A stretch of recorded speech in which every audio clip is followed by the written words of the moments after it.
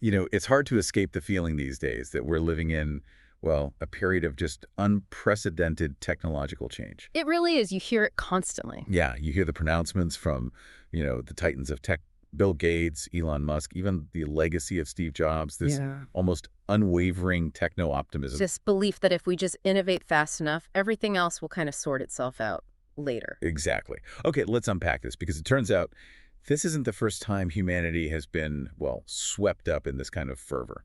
What's fascinating here is that this idea of technology as the ultimate problem solver, the engine of inevitable progress, it has a long and somewhat complicated history. Right. You can even trace it back to 1791 when Jeremy Bentham, maybe with the best intentions, proposed the panopticon. Ah, the panopticon, that prison design. Yeah, the circular prison where a single watchman could theoretically observe all the inmates without them knowing if they were being watched. A technological solution on the surface for better order, but With some pretty clear potential downsides for individual liberty, wouldn't you say? definitely a vivid early example of technology envisioned for progress, but carrying a pretty heavy shadow. And that brings us perfectly to the source of our deep dive today. Uh-huh. The book Power and Progress by Daron Acemoglu and Simon Johnson. A really significant book. It really is. Now, for those of you who want to get informed quickly but thoroughly, this book is a powerhouse. What we're going to do is basically extract some of their core arguments about how technological advancements throughout history haven't automatically translated into shared prosperity. Yeah, it's not a given. That's a key takeaway right off the bat. It really isn't. Precisely. And if we connect this to the bigger picture, Acemoglu and Johnson meticulously dissect historical patterns to understand the crucial factors that determine who actually benefits from technological progress. So it's not just about the invention itself. Not at all. It's about the context, the power dynamics, the societal choices that shape how it's deployed and, what impact it has. Okay, so the mission for this deep dive is clear. We're going to be mining power and progress for those key insights into the relationship between technology, power, and the well-being of society. Looking at those historical patterns, those aha moments. Exactly, and crucially, their relevance to the technological landscape we're navigating today. We know you're looking for that deep understanding without getting bogged down in jargon, so we promise to keep it structured, engaging, and hopefully pretty insightful. This raises an important question right from the start, though. What exactly is the assumed mechanism? How is technological progress supposed to lift everyone's boat? Right. What's the theory? Acemoglu and Johnson call this the productivity bandwagon, and it sounds pretty straightforward on paper. Okay, let's unpack this productivity bandwagon. The basic idea is when businesses get more productive, they find better ways to do things, they innovate, they want to make more stuff, right? To do that, they need more hands on deck, so they start hiring. And when lots of businesses are doing this at the same time, they end up competing for workers, which naturally pushes wages up. Simple as that, in theory. And, there are historical examples where this seemed to hold true. The U.S. car manufacturing industry in the early 20th century is a prime illustration. Oh, yeah. Ford and GM. Exactly. Think about them introducing new technologies, more efficient factories, better car models. Their productivity absolutely skyrocketed. And so did their workforce, right? Absolutely. From just a few thousand workers at the turn of the century, the industry ballooned to over 400,000 by the 1920s. Huge growth. And the scale was just mind-boggling. Yeah. By 1929, Ford and GM were each churning out around 1.5 million cars every single year. That kind of expansion had a massive ripple effect. Wages went up across the economy, and here's where it gets really interesting. For a good chunk of the 20th century, especially from, say, the end of World War II to the mid-1970s, the wage growth for college grads was pretty much on par with those who only had a high school education. Wow, really? So the gap wasn't widening then? Not significantly, no. It looked like this productivity bandwagon was, unstoppable. But the crucial takeaway here, as the book points out, is that productivity gains can lead to shared prosperity, but it's definitely not automatic. Exactly. It depends on a whole confluence of factors, including the nature of the technological change and, critically, the balance of power between employers and employees. Because, as Acemoglu and Johnson point out, the subsequent decades tell a rather different story. They really do. The benefits of productivity gains aren't automatically shared. It hinges on how technology evolves and the established rules and norms governing the relationship between employers and employees. That seemingly unstoppable bandwagon, it can definitely stall. Okay, so what are the roadblocks? What makes this two-step process higher productivity leading to more demand for workers, and that demand then pushing up wages, what makes it fall apart? Well, the book highlights a couple of key scenarios. One is what they term so-so automation coupled with worker surveillance. So automation, like, not that impressive. Kind of, echoing Bentham's panopticon idea, really. In this case, new technologies might offer only marginal productivity improvements. The main focus becomes intensified monitoring to squeeze more effort out of the existing workforce. Potentially leading to pay cuts rather than increases. Exactly. There's no real productivity bandwagon there. It's more about extraction than expansion. Okay, that makes sense.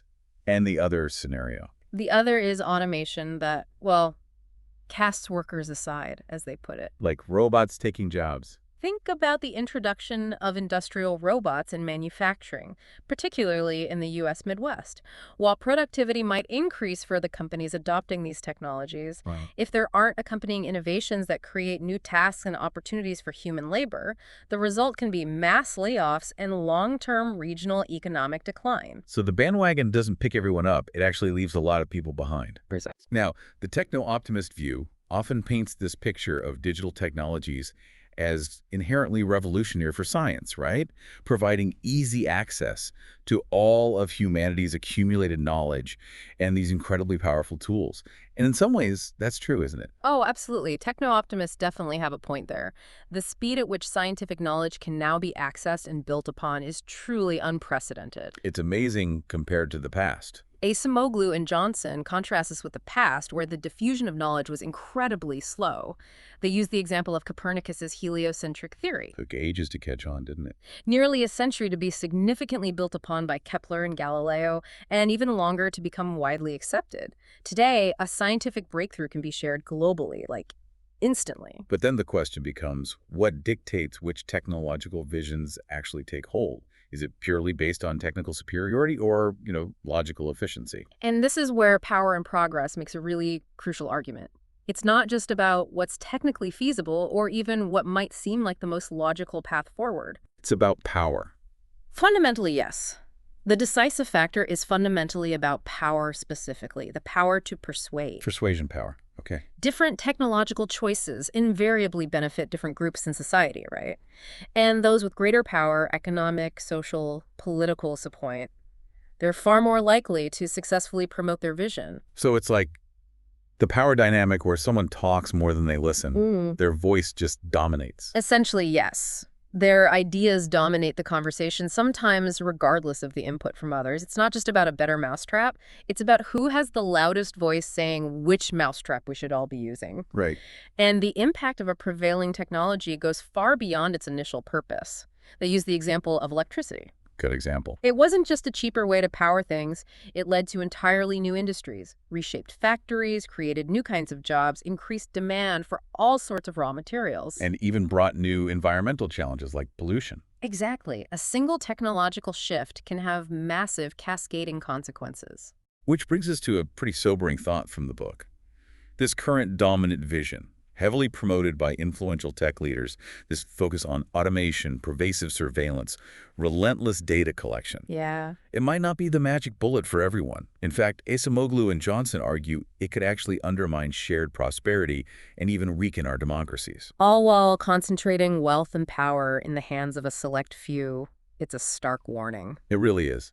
And to understand how we've arrived at this point, Power and Progress undertakes this fascinating reinterpretation of the last 1,000 years. Looking at it through the lens of this ongoing struggle over the direction of technology and, well, the definition of progress itself. It's a huge sweep of history. They focus on different parts of the world at different times, Western Europe and China in agriculture. Then Britain and the U.S. during the Industrial Revolution. And now the U.S. and China again with digital technologies. Yeah. And they look at how these technologies spread globally, too. And one of the key arguments they make is that the first phase of the Industrial Revolution in Britain, which many people think of as, the dawn of progress, Yeah. was actually a period of significant hardship for a lot of ordinary people. Really? How so? Well, there was a strong bias towards automation, which displaced many skilled workers, and those workers had very little say in how technology was being developed or how wages were being set. So it wasn't just economics. Their health and autonomy suffered, too. Absolutely. We saw how agricultural tech often benefited elites. Now, turning to the Industrial Revolution, we see a similar pattern, just in a different context. Yeah. It wasn't the rosy picture we often imagine. But then the book points out that things started to shift, right, in the latter half of the 19th century. What changed?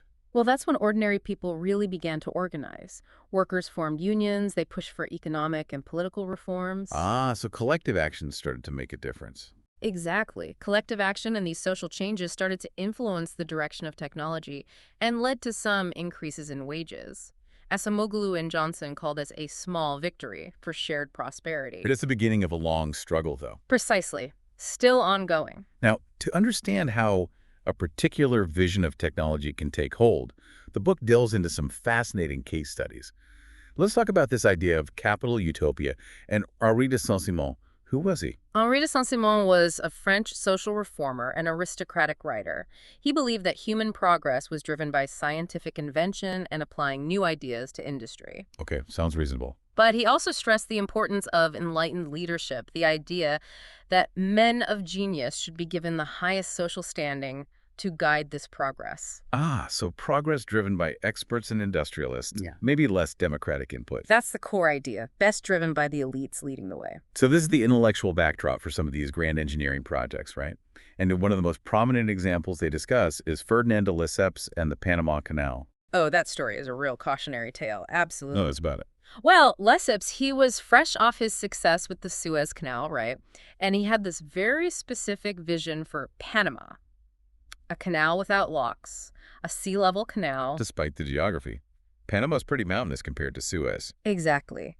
He and his followers, inspired by St. Simon's ideas, essentially believed that scientific ingenuity and strong leadership could overcome any obstacle. They managed to persuade a lot of small investors to pour their money into this project. Even with warnings from engineers. Even though there were significant technical challenges and warnings from engineers who knew the terrain, the core insight here isn't just that Lesseps failed, but how a compelling vision, backed by charisma and persuasion, can overshadow reality. And lead to disaster if it ignores feedback. Precisely. A persistent danger. And it all went horribly wrong, didn't it? Terribly wrong. Despite the Suez success, Panama's geology, the climate, the diseases, it was vastly different. But Lesseps was incredibly resistant to feedback, completely convinced of his own vision. So his background and success gave him this huge persuasion power, as the book calls it. Immense social standing, yes. He essentially stopped listening to his own engineers when they raised concerns. His focus became more about grandiosity, self-promotion. Even as things were falling apart? Even as the project faced dire conditions, he kept going back to the bond market, promising high returns, attracting more investors. He even tried lottery bonds, just like he did for Suez. And his visits were just for show. Pretty much. It was all about the spectacle of Lesseps himself. One of his own engineers noted, any attention given to anyone else seemed to diminish Lesseps' own glory. The human cost of this hubris was devastating. Tragically so. The project eventually collapsed. Investors lost around 1 billion francs, which was a staggering amount then. And the workers. An estimated 5,000 French workers died, along with another 17,000, mostly from the West Indies, all for a canal that was essentially abandoned. And Lesseps himself. He died in disgrace. His son and associates were even convicted of fraud. A total debacle. It's a stark reminder, isn't it? A brilliant vision, if not grounded in reality and open to feedback, can lead to catastrophe. And the Americans initially made similar mistakes too. Yes, when they took over, they initially struggled, including facing a yellow fever epidemic, before adapting their approach. So what's key here is understanding how Lesseps' vision became so dominant in the first place. It wasn't just the technical merits or lack thereof. It was his social power, his ability to persuade thousands of small investors. This connects to Carl Deutsch's idea of power as priority of output over intake. The ability to talk instead of listen. Exactly. And Edward Bernay's observation about unseen influencers shaping our minds. So the direction of progress isn't just about the best ideas winning out, it's about which visions gain traction, often due to the persuasion power of those promoting them. Absolutely. And Lesseps shows how that power isn't necessarily tied to economic might alone. Like Napoleon. Exactly. Think about Napoleon Bonaparte.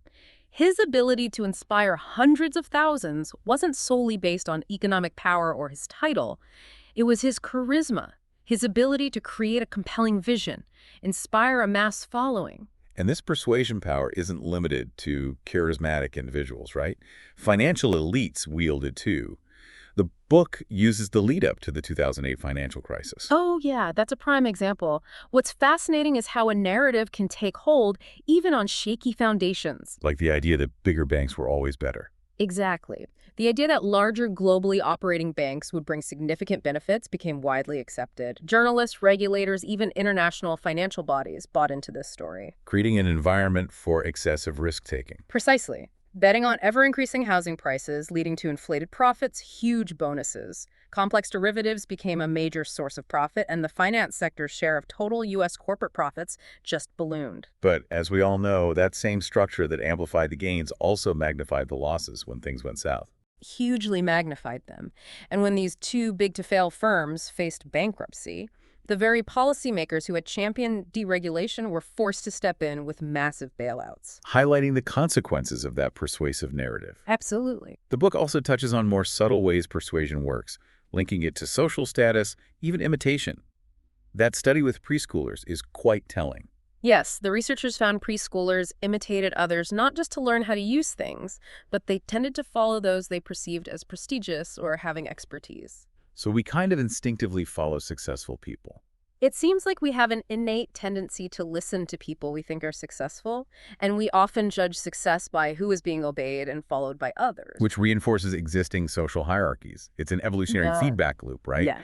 We follow high status, which gives them more persuasion power. Exactly. And agenda-setting power, the ability to frame the debate, control which issues are even discussed, goes beyond just protecting narrow self-interests. How so? Successful ideas often articulate a broader viewpoint that appears to serve a larger good, even if those promoting them are also benefiting significantly. The example of Black Americans during Reconstruction is a really powerful illustration of lacking that agenda-setting power. It really is. Despite fighting for their rights, having clear goals, they lack the political representation to shape the national narrative. So even with legitimate grievances and solutions, If you don't have the political power to influence the agenda, your progress can be easily reversed when national priorities shift. that magazine quote is chilling. It is. The observation about imposing will on new-caught sullen peoples abroad strengthening the hand of those wanting to do the same at home in the South. Very powerful. And the historical narrative pushed by people like William Dunning further cemented a negative view of Reconstruction. Ultimately, the book emphasizes how political institutions play a huge role in determining which ideas gain traction. While better ideas might have an advantage, those who control the agenda and can sideline dissenting voices often prevail. Economic and political power determine who gets heard and who shapes decisions. Okay, before diving into the modern digital landscape, Power and Progress takes this step back to examine technological change in pre-industrial agriculture, often seen as a time of minimal progress, right? The Dark Ages. That's the common view, yeah. Petrarch called it a time surrounded by darkness. But the book challenges that. They point out there were technical advances in medieval agriculture. So why didn't this lead to a better life for most people? Where was the productivity bandwagon then? That's the key question. Despite these advances, the productivity bandwagon simply didn't materialize for ordinary people. Instead, for most, poverty actually deepened, while a small elite benefited. Rural populations faced increasing hardship even with new tech. Often, yes. So why did the peasants accept this? Was it purely coercion? Yeah. Knights and nobles? Coercion certainly played a big role. The nobility controlled the means of violence, absolutely. But the book also emphasizes the persuasion power of the religious elite. The church? How did that work? Monasteries, while sometimes involved in production or charity, were primarily focused on prayer and propagating a vision of society, essentially justifying the existing hierarchy, how things should be organized. So it wasn't just brute force, it was also shaping beliefs about the right way for society to function. Exactly, a combination of force and persuasion. What about the Malthusian trap? Population outpacing resources. Is that an explanation? The Malthusian trap is certainly another perspective, and population pressures definitely existed. However, Acemoglu and Johnson argue the primary reason for the lack of shared prosperity was how technology and the economy were structured by the ruling elite. And this pattern of tech, advances benefiting the elite at the expense of the majority, seems to repeat itself, doesn't it? The book looks at the Neolithic Revolution, the rise of settled agriculture. Exactly. Even with that fundamental shift to settled agriculture in various parts of the world, the Fertile Crescent, China, Mesoamerica, elsewhere, evidence suggests the majority of the population in these early agricultural civilizations might have actually been worse off, health-wise, diet-wise, than their foraging ancestors. While the elite clearly benefited from the surplus. Clearly. Then they move on to 18th century Britain and the agricultural enclosures. We often think of this as progress, efficiency, but there was a huge human cost, wasn't there? Absolutely huge. Figures like Arthur Young champion enclosures, arguing they were essential for progress and efficiency. But in reality, they led to the stripping of customary rights, common lands being fenced off. Leaving the rural poor with nothing. Exactly. They lost their ability to sustain themselves. Young himself dismissed opponents as contemptible cavillers. It's a stark example of how progress, for some, can mean devastation for others, depending on power structures. And then there's the incredibly dark example of the cotton gin in the U.S. South. A technological innovation dramatically increased productivity. But with horrific social consequences. The cotton gin undeniably boosted cotton production exponentially. I mean, look at the figures, 1.5 million pounds in 1790 to 167.5 million by 1820. Wow. But it did so by fueling the expansion and intensification of slavery. The demand for slave labor in the Lower South just exploding, Making the South dominant in global cotton production. providing the vast majority of the world's cotton by the mid-19th century, all built on the backs of enslaved people, and figures like Senator James Henry Hammond forcefully defended it, threatening disunion over emancipation. It's a tragic case of technology being deliberately used to entrench an unjust system. Deeply unjust. The book even looks at Soviet collectivization, where mechanization increased output, but at the cost of millions of small-scale farmers. Yeah, in the Soviet Union, the drive for agricultural mechanization, inspired partly by American examples, was tied to this ideology of creating an ideal society. Lenin equated communism with Soviet power plus electrification. Stalin admired U.S. mechanization. But the implementation was brutal. Immense coercion, the dispossession of millions of farmers through collectivization. While productivity and grain production did increase significantly, fewer worker days per hectare. It came at a tremendous human cost. A devastating cost, showing that even with supposedly progressive goals, the way technology is implemented and controlled is critical. So across all these examples, medieval England, U.S. South, Soviet Russia, the pattern is disturbingly consistent. Agricultural productivity gains primarily benefited the elite. Who found ways to extract more labor or resources without improving the well-being of most people.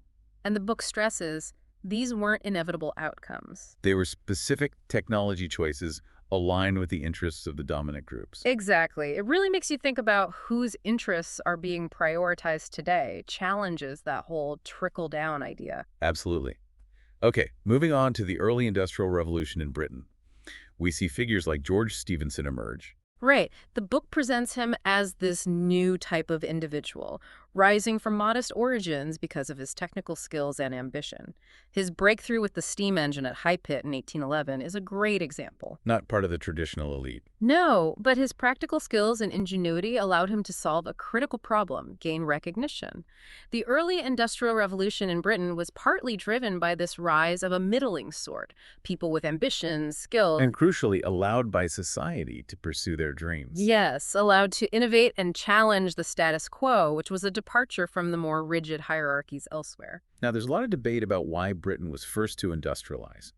Geography, culture, resources, policies. The book touches on all these. It does. And while each factor likely played a role, Acemoglu and Johnson emphasize a few key aspects. One was the sheer concentration of skilled mechanics and engineers. Really? How many? They point out that in the textile industry alone, there were hundreds of significant contributors to new manufacturing techniques in the 1700s.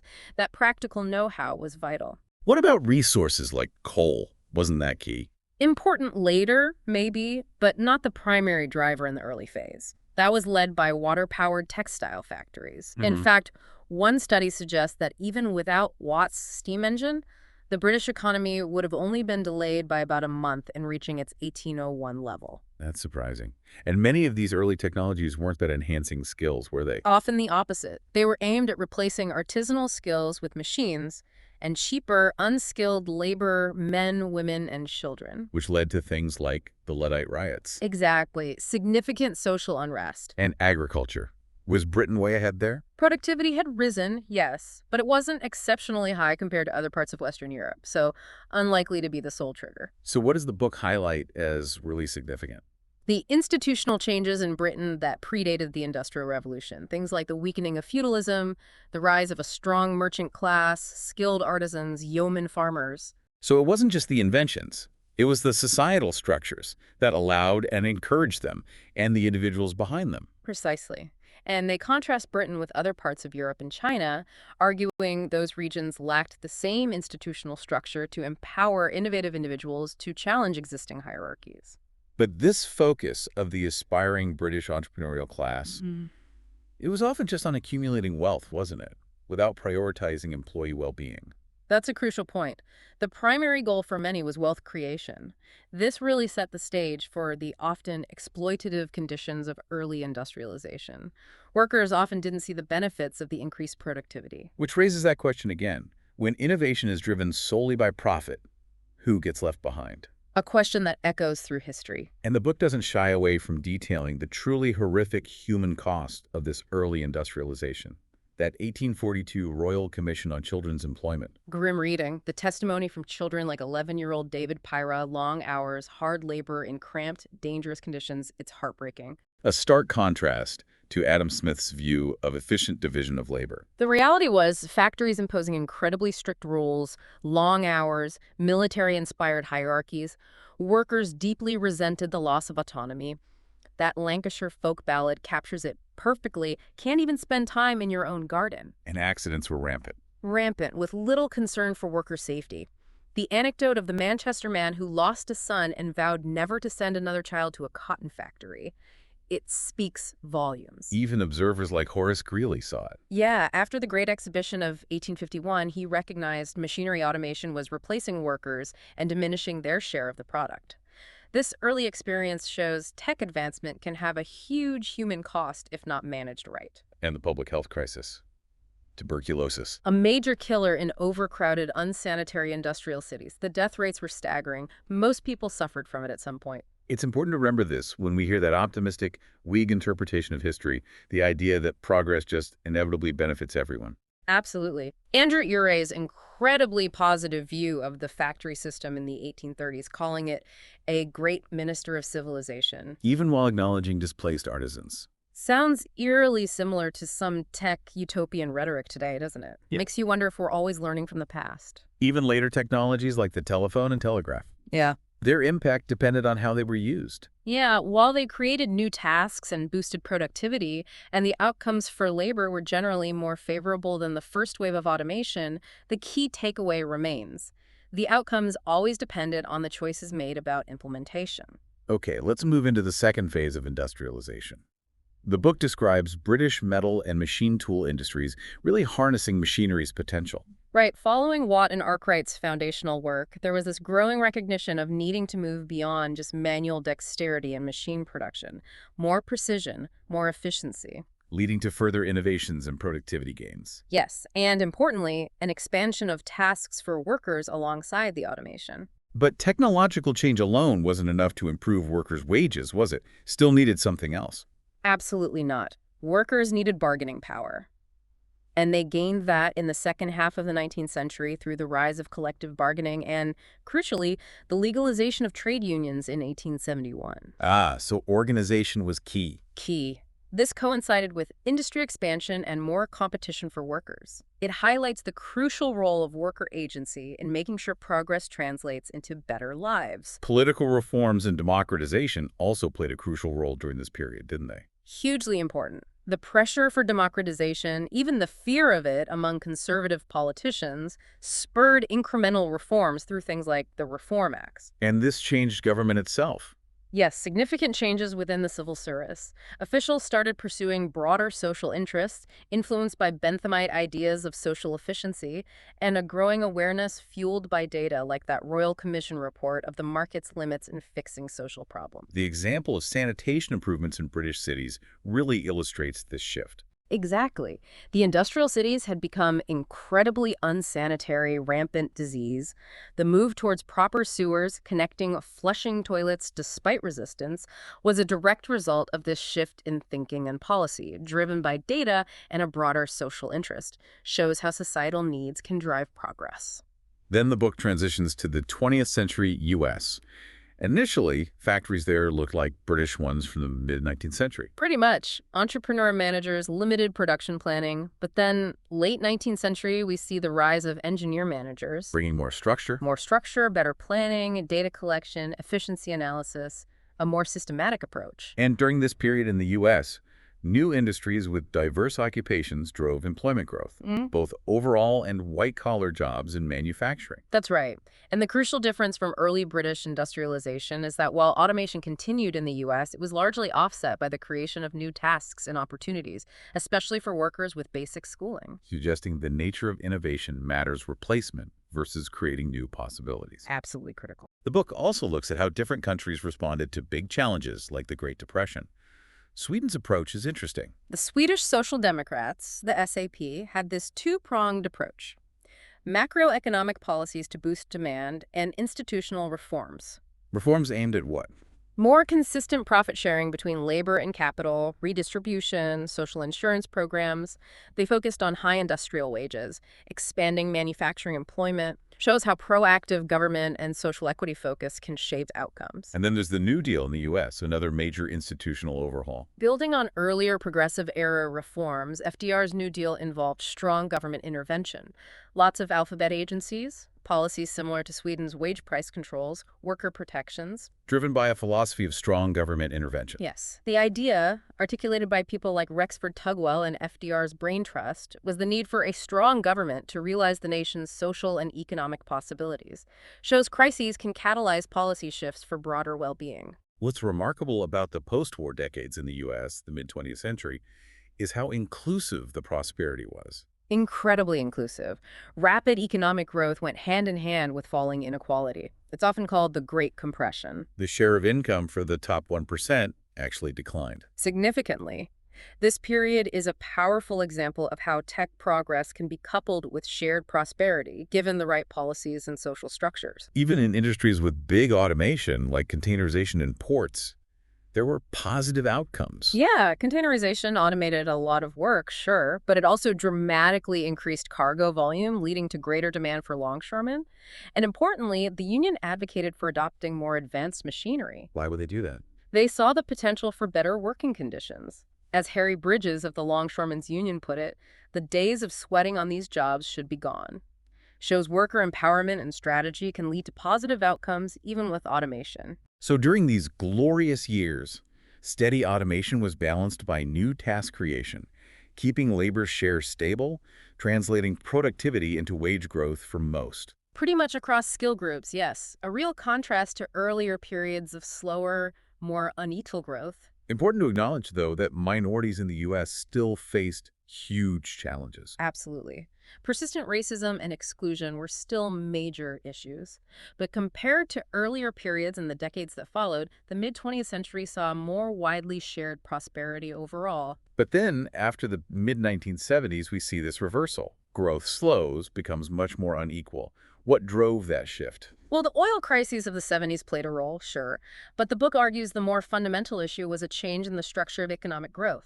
Worker marginal productivity just didn't keep pace with overall productivity increases. So it wasn't automation itself that destroyed shared prosperity. Not automation alone, but an unbalanced approach to technology development, one that prioritized automation over the creation of new tasks. Reminding us that the direction of tech development is a choice, and imbalance has consequences. Big societal consequences. And this imbalance got worse after 1980. Yes, automation accelerated, while the creation of new, well-paying tasks slowed down significantly. This led to a decline in labor share of income, especially in manufacturing. Like the auto industry example. Perfect example. Increased automation in production, but stagnant blue-collar wages, and a shift towards hiring only higher-skilled applicants. The book also highlights the synergy between globalization and automation then. They became mutually reinforcing, didn't they? Both driven by the desire to cut labor costs and both facilitated by a weakening of worker power, both in workplaces and politically. Was this just a U.S. thing? Other advanced economies saw similar trends, but the impact was often less severe due to stronger unions and collective bargaining Nordic countries. Germany, though, sometimes with different trade-offs, like higher unemployment in France, shows national institutions matter. In the U.S., there was also this big shift towards a more pro-business ideology starting mid-century. Definitely. Organizations, think tanks pushing business interests, often funded by executives opposed to the New Deal, gained influence. Ideas like the productivity bandwagon got resurrected. As a part of a vision where what's good for business is automatically good for everyone, leading to trickle-down economics. Exactly. The idealized view of the market, the invisible hand, was used to argue against regulation. And this culminated in figures like Milton Friedman. Friedman's 1970 article was hugely influential. It crystallized this vision of profit-making businesses as heroes, giving executives a mandate to maximize profits above all else. Reinforced by tying manager pay to shareholder value. Stock options. Yes, incentivizing executives to focus purely on boosting stock prices. This ideological shift had a really tangible impact on corporate behavior and policy. And the rapid growth of big businesses had big implications too, like that small grocery versus supermarket chain analogy. Right. Increased market power, stifled innovation, reduced competition for workers, all consequences of rising corporate concentration, contributing to inequality at the top and weakening the bandwagon for average workers. Worker power in the U.S. also declined significantly then. It did.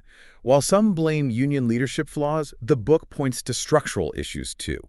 The way U.S. unions were organized at the business unit level, thanks to Taft-Hartley, Led to more conflict. more conflictual relations compared to industry-level bargaining elsewhere. That, plus tougher anti-union stances, the decline of manufacturing, it led to a steady drop in union membership, removing a key check on corporate power. Then the re-engineering the corporation movement in the 90s emphasized downsizing, automating with software. Yeah, that movement, plus increasingly capable software, early office automation, it all contributed to replacing human labor, a huge focus on efficiency, sometimes at the workforce's expense. Even federal research policy might have played a role. The decline in government R&D funding, a greater alignment with corporate priorities. It might have inadvertently favored technologies focused on automation and data collection. Raises questions about who decides what research gets funded. And the culture in Silicon Valley shifted too, from anti-authoritarian to disruption at any cost. The move fast and break things mantra, the sort of elitist view of software development. It contributed to a mindset that sometimes overlooked the broader societal impact, including inequality. Innovation without considering consequences can be risky. Despite all this tech advancement, we've seen relatively slow productivity growth recently. Is it just a measurement problem? Well, there's a debate. Some argue official stats don't capture all the consumer benefits from smartphones, online info, etc. Others think true growth might be higher. But regardless. Regardless of the measurement debates, the fact remains that wage growth for many workers just hasn't kept pace. This all leads us to the concept of the AI illusion that the book discusses. This belief in almost inevitable benefits from new tech, led by brilliant entrepreneurs. Acemoglu and Johnson compare this directly to Lessep's unwavering faith in his Panama Canal vision. It's a compelling narrative, for sure, often fueled by those who stand to benefit most from automation and surveillance. But it risks blinding us. Blinding us to the potential downsides and alternative paths. It's easy to get caught up in the hype. The book emphasizes machine usefulness over just being infatuated with machine intelligence. What's the difference? It means focusing on how useful technology actually is to human objectives, encouraging tech that complements and empowers people, rather than solely pursuing automation and mass data collection, which might only lead to so-so automation. So automation again, limited real productivity gains. Potentially, yes. I mean, there's no denying the excitement around AI advancements like GPT-3, ChatGPT. Well, their natural language processing is remarkable, absolutely. But the book distinguishes between traditional software automation of routine tasks, predictable steps, and the more complex notion of AI. And the Turing test often comes up as the benchmark for AI. Alan Turing's imitation game is one definition, yeah. The idea of human parity, a machine doing a task as well as a human, is another way to think about it. But currently, No machine fully meets the Turing test criteria across a broad range of interactions. And the history of AI is filled with hype, isn't it? Like that Yeah. fraudulent digesting duck. An early example, yeah. And in the 1950s, after the Dartmouth Conference, there were incredibly optimistic predictions. Hobart Simon claimed machines would do any work a man can do within 20 years. Didn't quite happen. And current AI still has significant limitations compared to human intelligence. That's a crucial point. Human intelligence is deeply situational, social, empathetic. Current AI, largely based on statistical pattern recognition, really struggles with understanding context, social cues, adapting to truly new environments. Like overfitting, memorizing answers without understanding. Exactly. Like that student who aces practice tests but fails the real one because they didn't grasp the concepts. Current AI often lacks a comprehensive theory of what it's modeling. So, while artificial general intelligence, AGI, might be a future possibility, The current investment focus is heavily skewed towards data collection and automating narrow tasks. leading to that so-so automation problem worker displacement without big productivity gains. Potentially. The book even suggests some AI adoption might just be driven by hype, not genuine economic benefit. And alongside this push for automation is the rise of the modern panopticon worker monitoring. It's not new, exactly. Shoshana Zuboff was documenting intensified surveillance with digital tech back in the 80s. But today, AI is used in everything from expense tracking to work scheduling.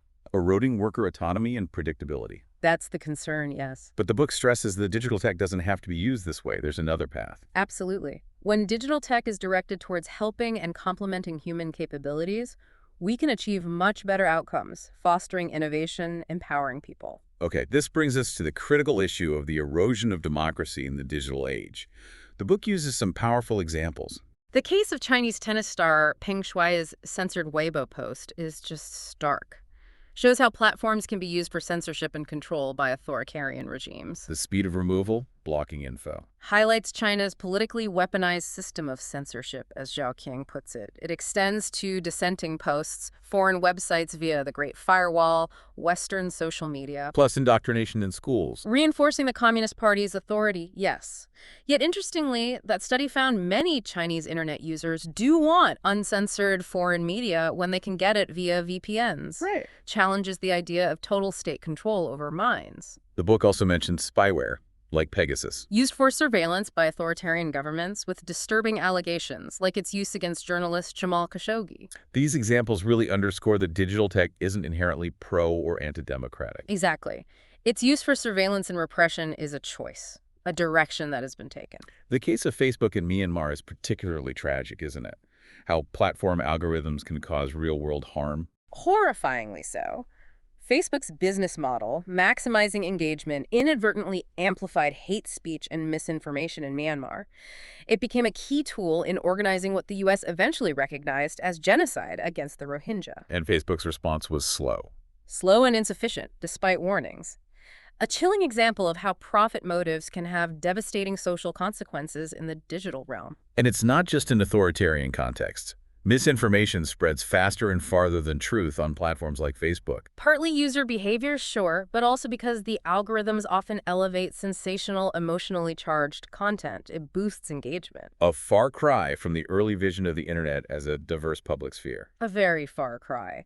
The reality is online democracy often clashes with tech company business models, and that AI illusion favoring a technocratic approach, leaving decisions to the geniuses. The historical example of Father Coughlin's radio broadcast in the 1930s is relevant here too. Shows how mass media can profoundly impact political views, social attitudes, even voting patterns, and fostering harmful ideologies like anti-Semitism. The power to reach a mass audience carries huge responsibility. The book contrasts this with recent efforts by YouTube and Reddit to try and lessen harmful content. Yeah, due to public pressure and whistleblowers, they've taken some steps. Promoting authoritative sources, reducing borderline content. It's a start, maybe. And then there's Wikipedia, presented as a viable alternative model. Highly visited, doesn't rely on advertising. Developed a robust system of volunteer moderation. It shows a collaborative, nonprofit model can work for disseminating information reasonably accurately. Offers a glimpse of a different online ecosystem. So the book ends with this call to action, doesn't it? How we might redirect technology for shared prosperity and democracy. Starts with inspiring quotes. Yeah, People's Computer Company wanting computers for people, Louis Brandeis, reminding us that things declared impossible get done, sets a hopeful tone. And they draw parallels between today's digital age and the Gilded Age. Late 19th century America, yeah.